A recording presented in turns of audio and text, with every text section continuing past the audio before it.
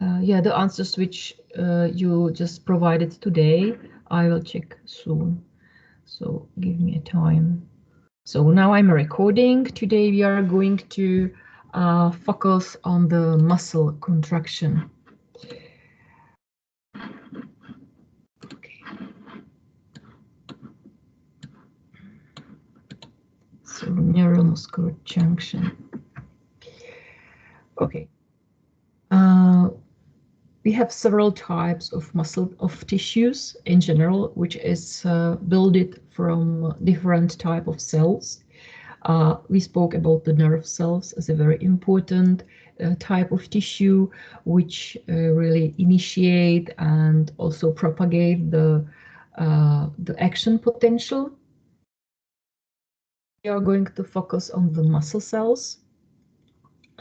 We have in general 3 types of muscle cells. Okay, one slide, but it doesn't matter. It's here.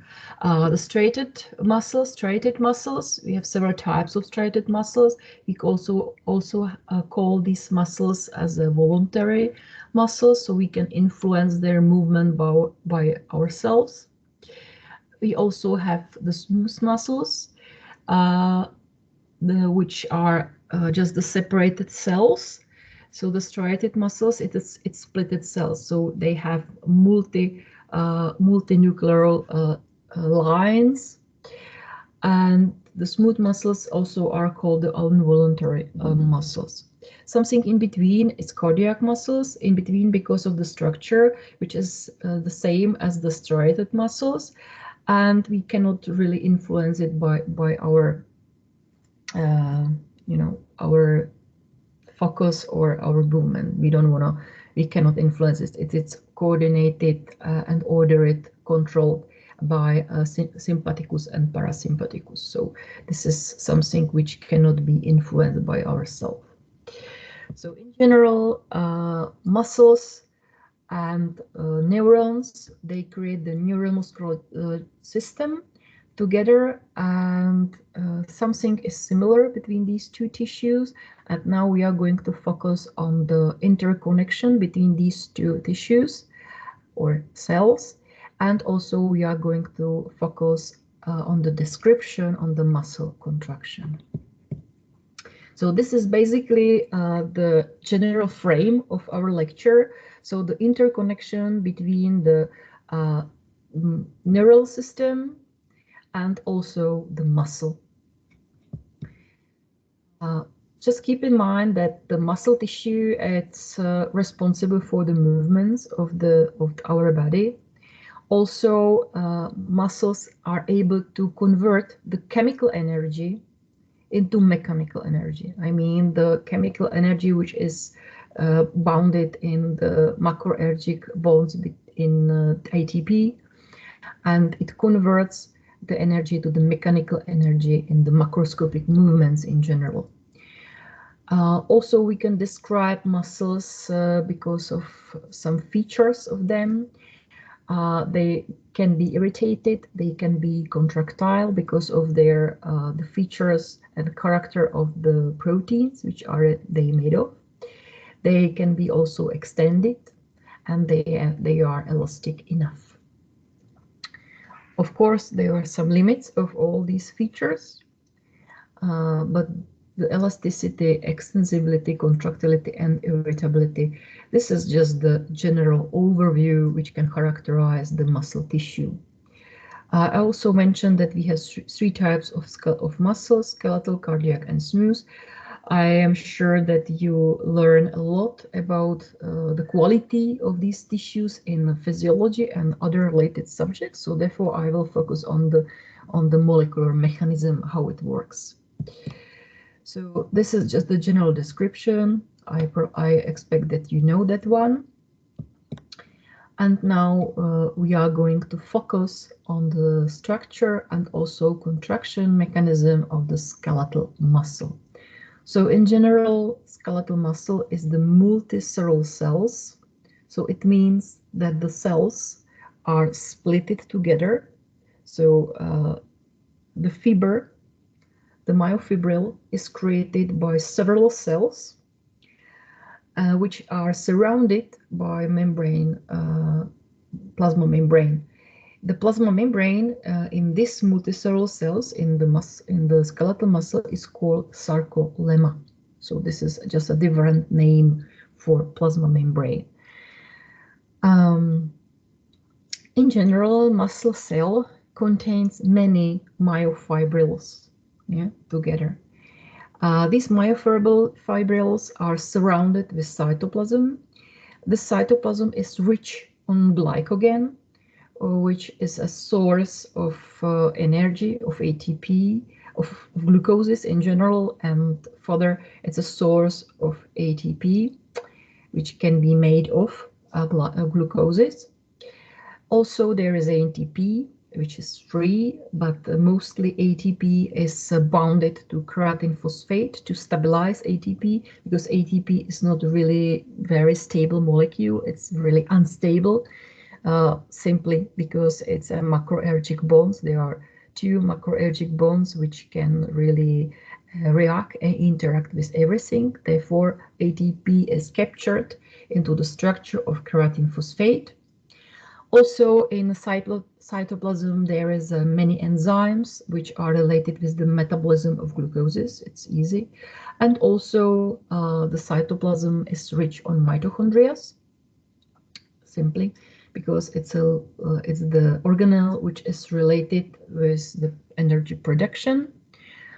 And also there is a sarcoplasmatic reticulum, which serves as a reservoir of calcium cations, which are very important for the muscle contraction. Just look at this picture. You can see that we have the muscle fibril, which is surrounded with sarcolemma. Every myofibril, if we provide just a little zoom of it, we can just check it. What's the time? Okay, so this is a little zoom. We can distinguish there some typical proteins for muscle tissue, like actin in this picture with the blue color, myosin filament with the red color, and also within the myofibril we can distinguish also some zones. Very important is the A band, that one, which is just surrounded from both sides with A band, and also a part of A band. So A band is the age zone, which is splitted into the M line. So the M line is mostly provided from myomycin. It's a protein which is just typical for this zone. If we provide the zoom of sarcomere, maybe I have another picture, another slide, a little bit better. So this is sarcomere. Sarcomere is just a unit which is created from three. It's created not just from three proteins, but the contractile part is actin and myosin. There is also titin, which serves as a protection of actin, and it really protects the muscle against some damages. There is also troponin or tropomyosin, which is not really drawn in this picture, but the main unit is created from this myosin structure, which is in the middle. There are two types of myosin, or two structures: this myosin without heads and with this contractile parts, which is with the heads. The head contains the binding site for ATP, and also the binding site which can be coupled with actin. So this is really a little zoom of myosin. You can see that this no myosin heads part, it's in the middle, And very important for the mechanism of the contraction, which is based on the contact between actin and myosin, is placed on the myosin heads. On these myosin heads, there are two active sites. One active site is used for the attachment of ATP, and it serves as a source of chemical energy. And also there are two binding sites which serves for the contact, for the coupling reaction between actin and myosin. Yeah? This is just the place where these two molecules are attached. This picture maybe is a little bit better because you can see the myosin structure. This tail, it's just put it inside and creates the body of the myosin filament. This head, which just provides the movements. And here you have also the structure of tropomyosin, which just a little bit covers or just makes some physical barrier against myosin and actin. So in the relaxation state, there is a barrier, and therefore the barrier is here drawn by the green color. And therefore the barrier really protect the myosin and actin contact.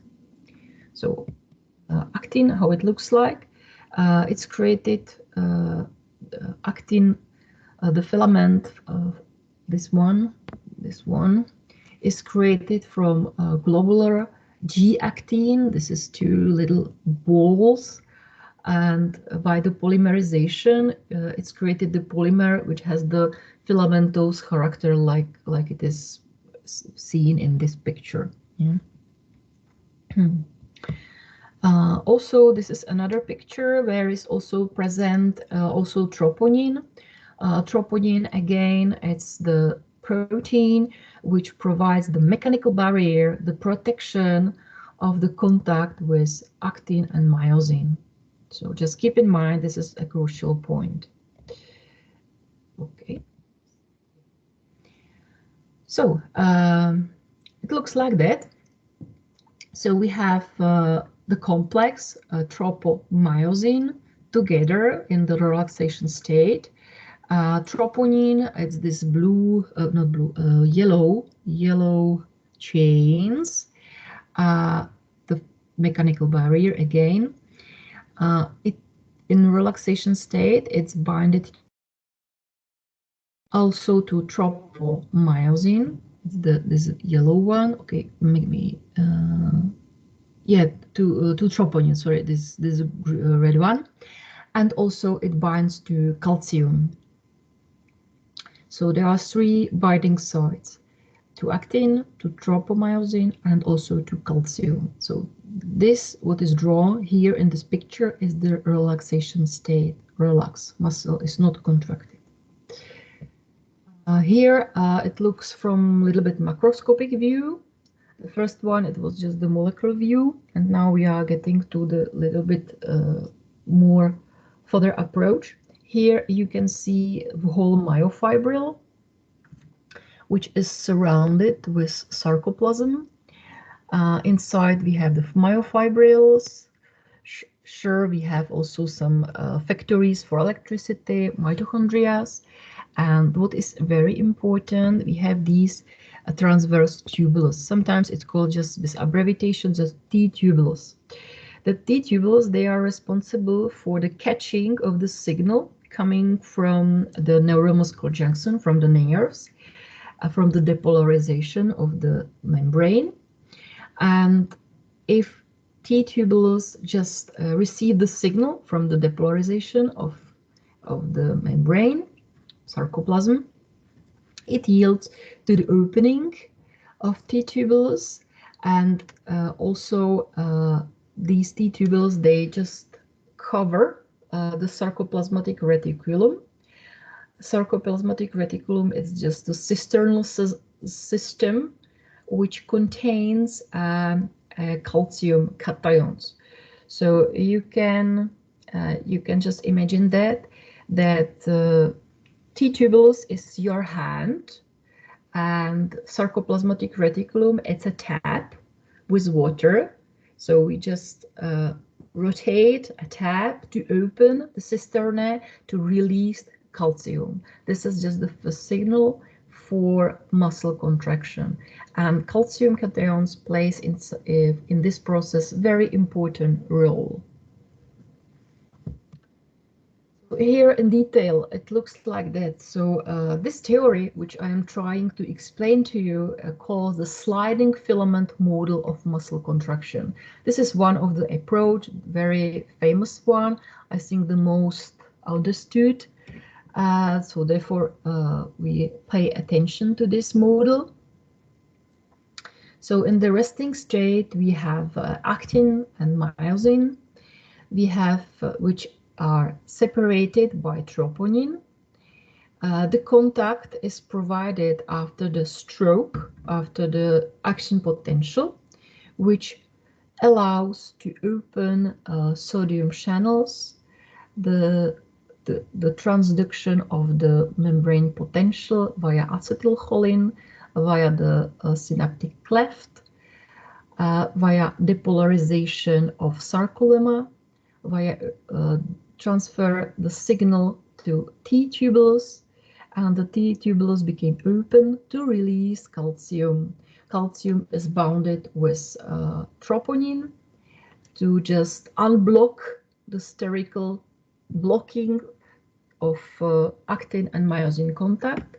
Actin and myosin, with the assistance of ATP, are starting to be contacted.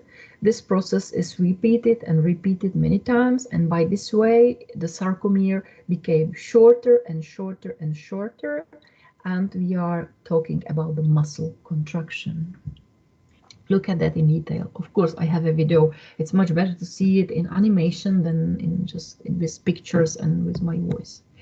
So this is the difference. This is the relaxed myofibril. You can see that it's pretty much longer. So the biggest difference is in the A band, which is shortened with the process of the grasping of actin and myosin and just the contraction of these myofibrils. So the contracted muscle can be shortened twice, for example, and here you can see the difference in the size of sarcomere. So this is sarcomere. Sarcomere. Okay.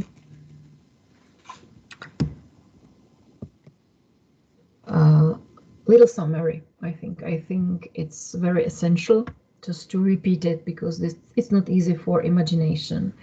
So what happened there? First of all, the action potential coming from neurons reach the end of the motor neuron, so the synapses. So the signal just is transferred via synapses using acetylcholine and gets to sarcoplasmatic membrane. From sarcoplasmatic membrane, the action potential is spread to transverse tubules, T-tubules, T-tubules. And the signal of action potential is spread to sarcoplasmatic reticulum. So it's not the same, sarcoplasmatic membrane and sarcoplasmatic reticulum. Sarcoplasmatic reticulum is the reservoir of calcium. And if the plasma membrane of sarcoplasmatic reticulum is depolarized, is the signal for the opening of voltage control channels for calcium, and therefore calcium is released from sarcoplasmatic reticulum. Therefore, the intracellular concentration of calcium in the muscle increases, and calcium may react with troponin.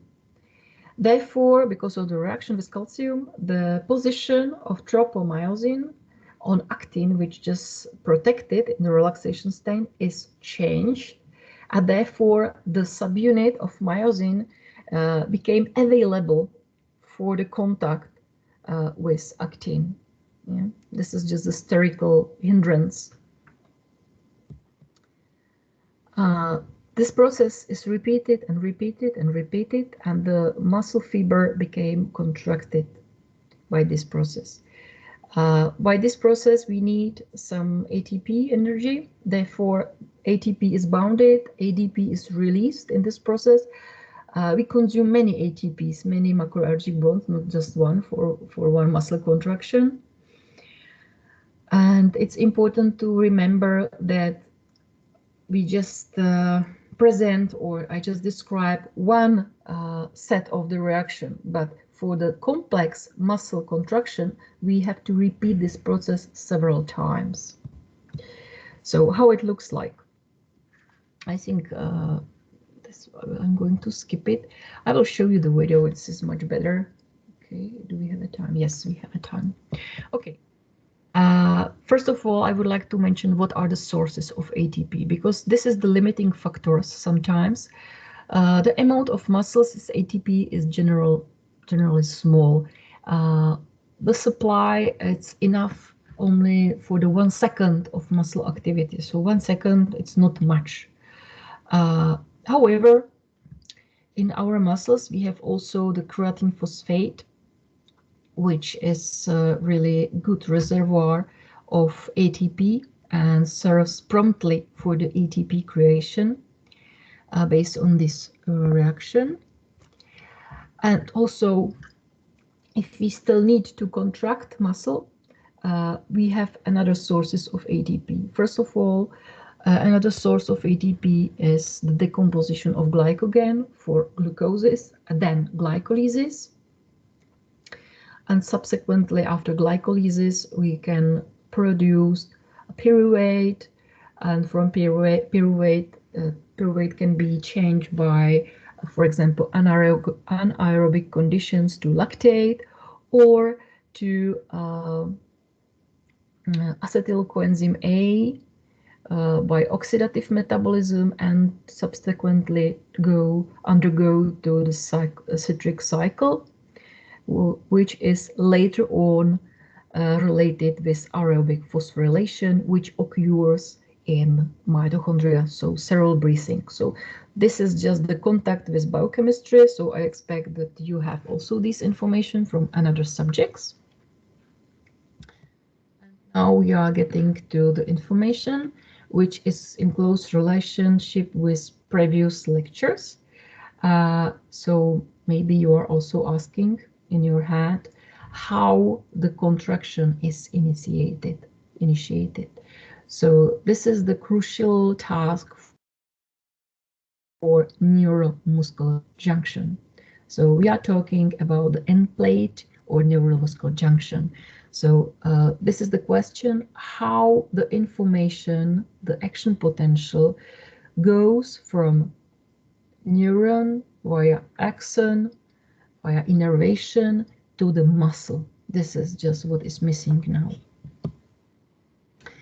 First of all, just keep in mind that the electrical signal which goes or it's promoted from the neuron body via the axon nerves to the to the synapses is then converted to the chemical signal. So the chemical signal, which is here, it's the release of acetylcholine mostly. So we have several types of neurotransmitters, but in motor neurons we have mostly acetylcholine.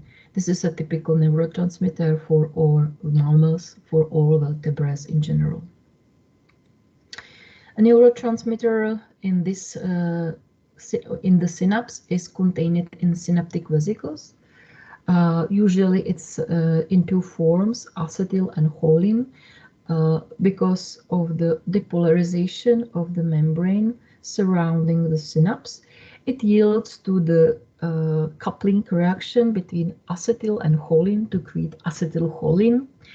Then acetylcholine is released from the vesicles because of the depolarization of the plasma membrane again.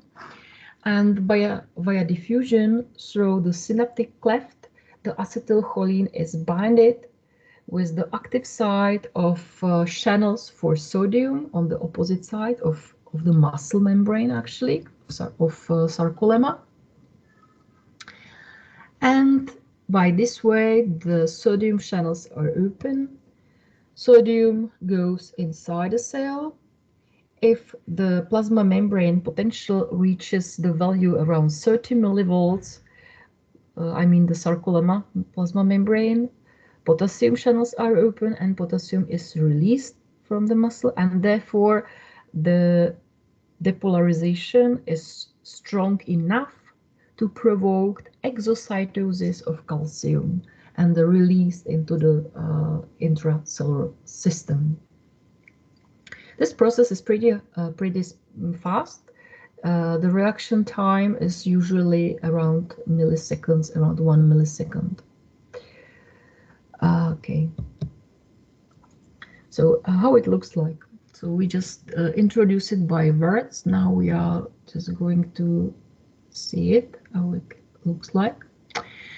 So here we have this is just an axon. Here, this is just the information goes from the neural system.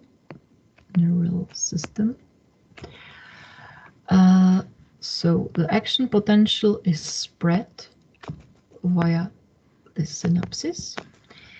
Once the action potential reaches the end of synapses, this is the signal for the vesicles containing acetylcholine to be open and spread acetylcholine into the synaptic cleft.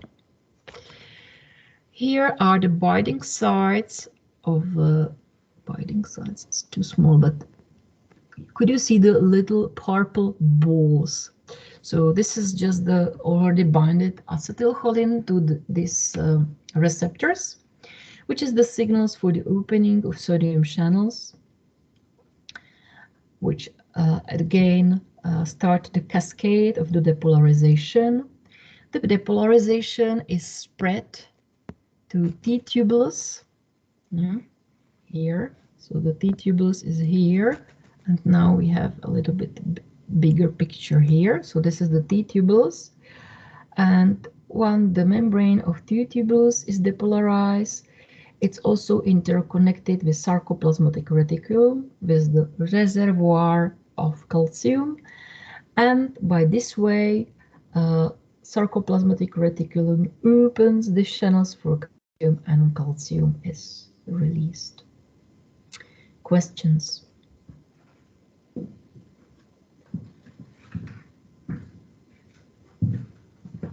Everything is clear? I think so. Yes. Okay, thank you for your feedback. Sometimes it is essential to know that still students are alive.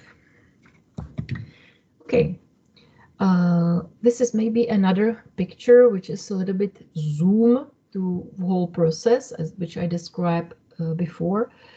So there are several crucial points. So the spreading of the action potential, this is the first point.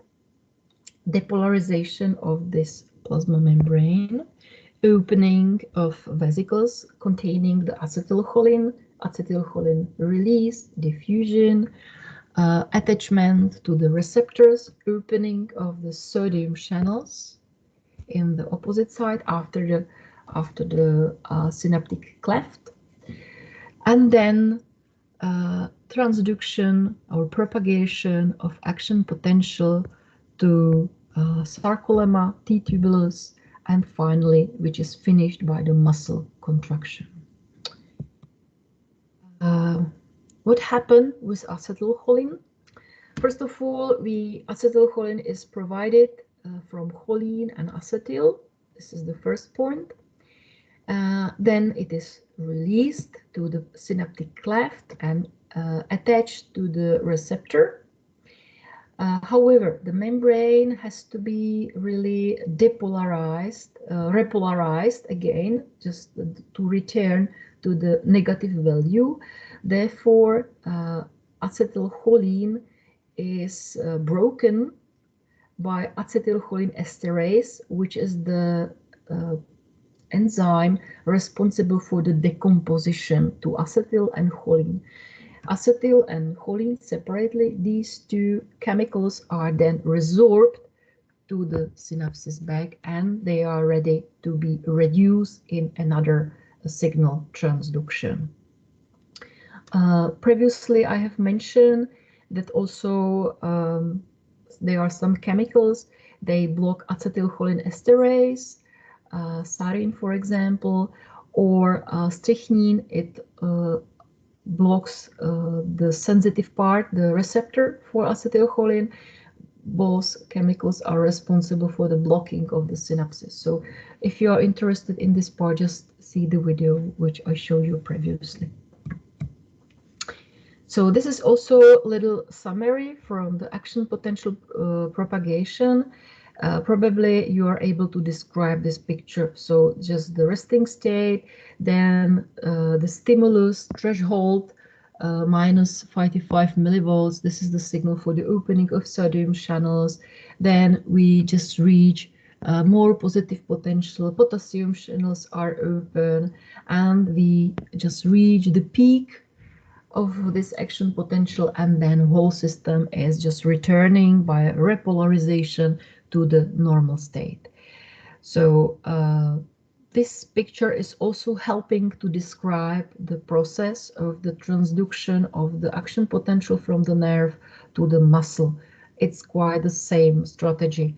It's not the different one. Sometimes students just are not able to apply the information which is learned from the depolarization of the plasma membrane, which they just knew about the neuron membrane depolarization and repolarization. It's the same.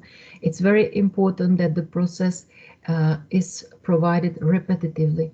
So once once the system is blocked, cannot be depolarized or repolarized, whole process, I mean muscle contraction, is just stopped. First, maybe it's also important how to imagine the process of how works calcium. So we have troponin, tropomyosin, it's just the fibrous, the spherical blocking of the contact between actin and myosin. And because of the binding of calcium to this troponin active site, it just helps to move a little bit this troponin and just open the space for the actin and myosin contact. So this is just some little movement of these three proteins. For sure, we need also for this contact and contraction ATP. That's what we want. So here is a little summary of this process. You can see that first the information comes to the neuron, to tubule, to sarcolemma, to tubulus, to an sarcoplasmatic reticulum. Calcium is open. Steric protection of actin and myosin contact is removed because of calcium. Also, we have energy in the form of ATP, allowing to grasping of actin and myosin and moving and contraction of the muscle. That's it. This is the difference between the relaxed muscle and between the contracted muscle. So we need a few things to that. Maybe, Mariam, could you repeat it, what we need for the muscle contraction, just to be sure that you understood?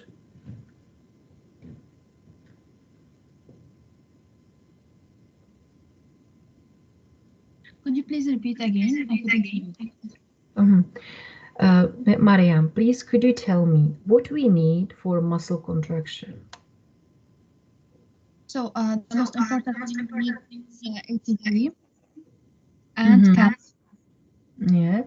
What else? Another thing is important. A signal. a signal. Yeah, the depolarization of the plasma membrane. Without a signal, without the motive, the muscle contraction cannot be provided. But calcium and ATP, it was correct. Okay, thank you. So this is little overview. So which steps are involved in skeletal muscle contraction? First of all, the signal comes to the neural muscular junction. This is the action potential.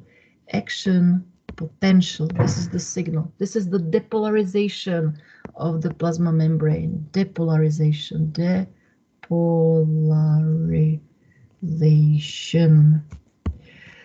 Acetylcholine is released, diffuse through the synaptic cleft, binds to the receptors on sarcolemma. Sodium channels are open, potassium channels are open.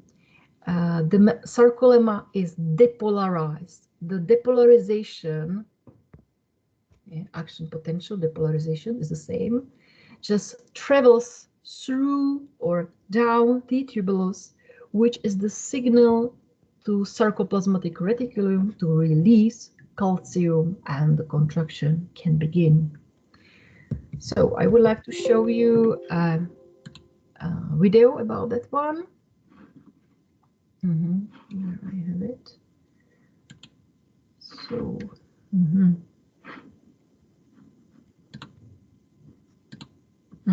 this one.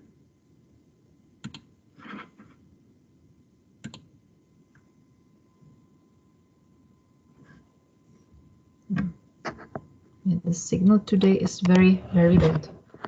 I have to. Could you hear me normally? I switch off the camera because I'm not sure about the signal. Still. We didn't hear you. It's still loading. It's. Oh, sort of little advertisement. Make every exam your moment with Chegg. Keep a steady partner. Okay. Professor Dave here. Let's talk about action potential. He knows a lot about the science stuff. Professor Dave explains. We just learned about the structure of muscle, like skeletal muscle, which is what allows you to move your body around. But how exactly does this work? If you decide to lift your arms up in the air... I have to switch off the recording.